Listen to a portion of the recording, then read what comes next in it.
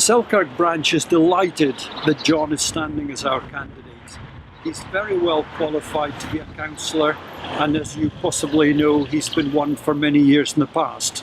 He's also an accountant, and I think we need people up at Newtown who really know a bit about finance.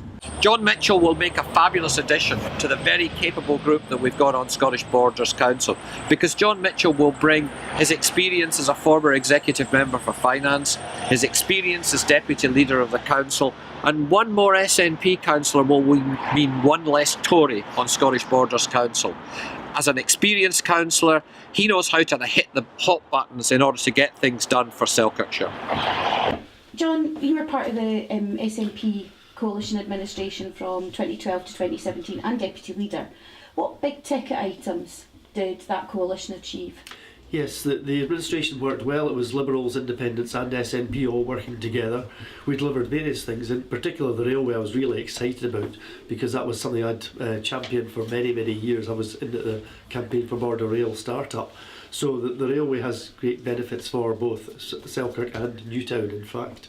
And the interchange was a magnificent building which really helps in that particular aspect. Also a couple of things such as the Selkirk flood defences, with £30 odd million spent in this area. And then locally, down the road we've got the Pringle Play Park development, which is great for the youngsters, and of course the 2G pitch.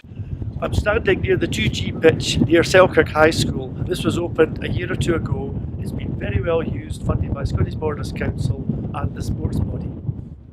Now, you also came to the grand opening Yes. of Newtown Community Wing. It was good. 12 volunteers, over 3,000 hours, and you were there to support and cheer us on the night when we did the grand opening. But I know, because I was there, you popped in a few times just to see how we were getting on, usually paint clarted. Why do you think it makes a difference, for example, for a group of 12 people to step up to the plate and do something as important as that in a community, especially in our community in Selkirkshire? Well, it's great that 12 people can achieve so much. If you have too many volunteers, it can be disparate, and trying to organise them is difficult. But when you've got a good solid bunch that are happy to do work, happy to do anything and everything all the time, and a good coordinator, somebody to push and cajole and bribe and what have you, whatever else it takes to keep people moving in the right direction. And obviously it's enthused the residents of Newtown, and they're right behind it and working with it as well. So all in all, it shows terrific community spirit. It benefits everybody. Everybody can see a far cleaner, tidier place. Now, if you think about a community, any community within Selkirkshire, we're looking at, as a Scottish Government, we're looking at community empowerment. What impact do you think that could have on our communities? Well, certainly one of the biggest problems has always been derelict buildings and derelict areas, and it's very difficult sometimes for the council to have the powers to move on these particular things.